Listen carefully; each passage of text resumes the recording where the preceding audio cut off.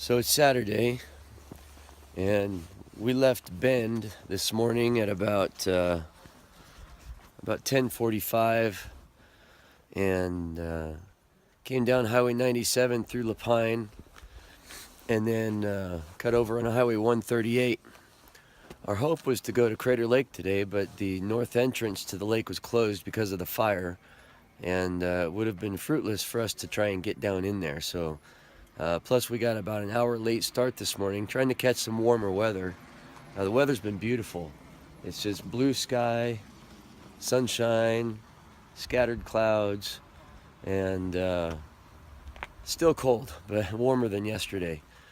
So here we are at a vista for Diamond Lake, and just take a quick bathroom stop and then to look at the lake and warm up the hands a little bit.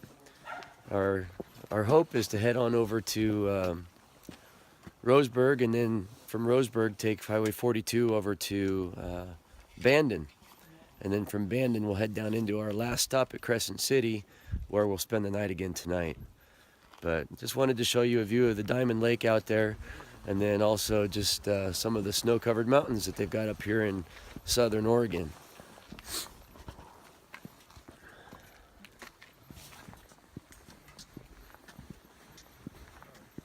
And again, that's Diamond Lake.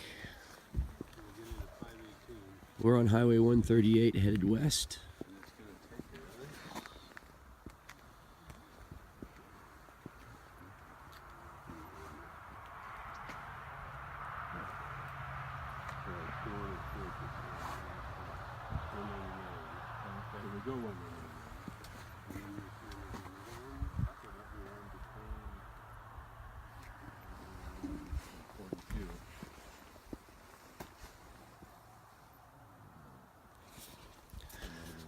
One of the neat things about Southern Oregon that I like is it's kind of like being in the hills of Death Valley, where somebody planted a bunch of pine trees. You know, it's a lot like the Eastern Sierras where I was raised, and it's just beautiful. Volcanic activity, old volcanoes, pumice and shale, pinyon pine trees, fir trees. This really reminds me a lot of the Inyo-Mono County area, and it's really a pleasure to be here. So,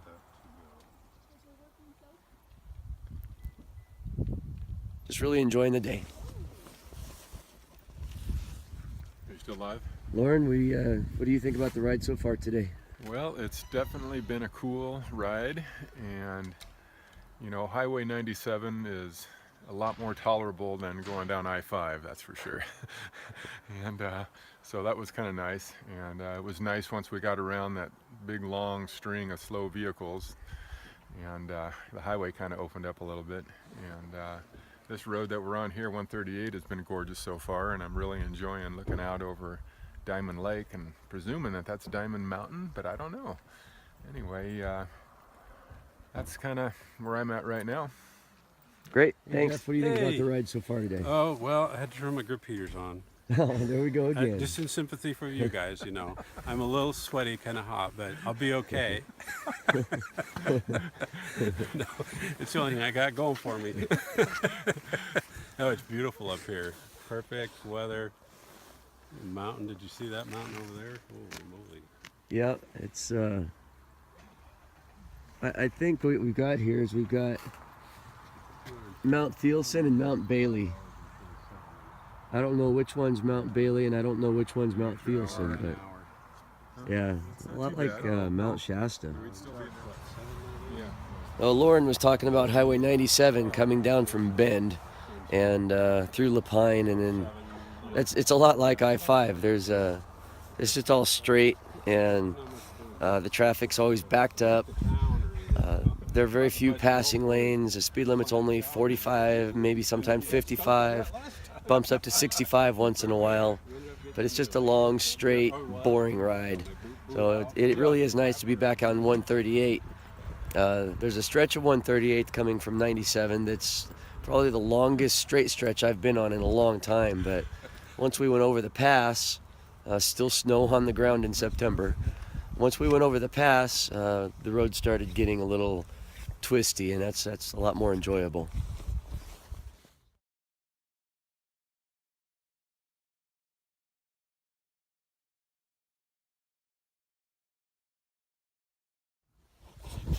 I looked up the story of Fort Rock last night, and apparently what happened, Jeff and Lauren are looking at me like, who's he talking to? I'm talking to whoever watches this video later. I wonder what happened. So, yeah, apparently what happened, there's some caves at Fort Rock, and they found signs of early man lived there. They found some sandals made out of sagebrush or something like that. So that's the story of Fort Rock.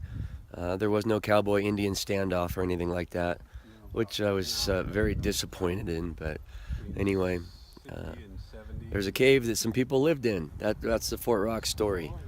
Now the homestead, a bunch of people moved out there and got free land. Ultimately kind of went poor, kind of got broke and left. So a bunch of people tried to make a living out there. Didn't work out for them, and they left. So now there's a museum there instead. So again, that's just a quick rundown of Fort Rock. Well, I'm in Coquille, not too far away from Lynn and Paul. Don't have time to go visit them, that's too bad, but figured I'd say hi to Coquille anyway. We actually can't find Jeff. He's behind us somewhere.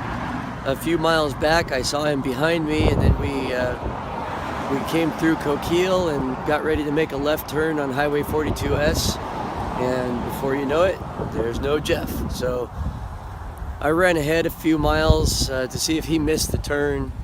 He didn't seem to miss the turn, so I came back, and now I'm holding a place here at the mobile station in Coquille, and Lauren is backtracking to see if he can find Jeff. We'll find out where he is and what's going on.